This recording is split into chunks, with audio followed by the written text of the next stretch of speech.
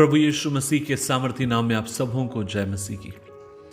अजीजों, आज के मनन का भाग हमने लिया है जो आपको मुझे मिलता है याकूब की किताब अध्याय 1 उसकी 22वीं आयत पर लिखा है, परंतु वचन पे चलने वाले बनो और केवल सुनने वाले ही नहीं जो अपने आप को धोखा देते हैं।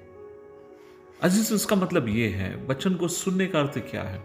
अर्थात कान लगा के ध्यान देना, ध्यान देना, ध्यान देना, और दूसरे शब्दों में कहें आज्ञा को मानना। अजीजों, जब आप परमेश्वर के वचन में देखते हैं, जब कभी सुनने की बात आती है, वहां पर आज्ञा उसके साथ जुड़ी हुई है।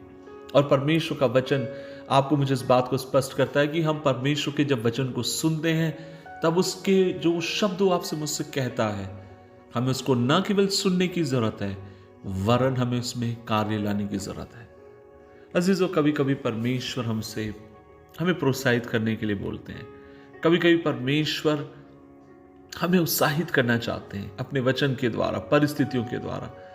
लेकिन हम कितने अभागे हो जाते हैं कि हम परमेश्वर की बात पर ध्यान दिए बिना हम चिंता में जीते चले जाते हैं। कभी कभी हम परमेश्वर से ये कहते हैं कि प्रभु आप अपने मार्ग को मुझ पर प्रकट करिए, और परमेश्वर प्रकट करना चाहता है, लेकिन जब प्रकट करता है तो हम उसके मार्गों पर चलने के लिए तैयार नहीं होते। कभी कभी हम परमेश्वर से दुआ करते हैं कि प्रभु जी आप मुझे बदलिए, और जब बदलने की बारी आती है, परमेश्वर कहता है ठीक है, मैं तुझे बदलने के लिए तैयार हूं, लेकिन तुझ में ये चीज बदलने की जरूरत है, और हम उसे मानने के लिए तैयार नहीं होते। अजीजों, हमेशा मैंने प्रभु की सेवकाई में जो देखा वो ये है, जब मैं परिवर्तन को बाहर लाने की कोशिश करता हूं या प्रार्थना करता हूं बाहरी एक परिवर्तन लोगों लेकर आने के लिए, उस समय मैंने अक्सर हमेशा देखा है कि परमेश्वर मेरे भीतरीय परिवर्तन में और अधिक रुचि रखता है। या दूसरे शब्दों में उससे कहना चाहता है कि किशोर, अगर तू बाहर एक परिवर्तन देखना चाहता है तो सबसे पहले तेरे भीतर परिवर्तन आने की जरूरत है, और परिवर्तन तभी आएगा जब आप और मैं उसके वचन को सुनते हैं, आज्ञा पालन कर कर उसको मानते हैं। आज हम में से कितने लोग हैं उसकी मानने वाले? कितनी बार परमेश्वर हमसे कुछ करने के लिए कहता है, हम नहीं मानते। कितने बार परमेश्वर के वचन को पढ़ते समय प्रभु हमारे पापों को हमें याद दिलाता है, और हम उन्हें मानते हैं, कुछ देर के लिए हम फील करते हैं, लेकिन फिर भी हम उसको छोड़कर मन फिराने के लिए तैयार नहीं।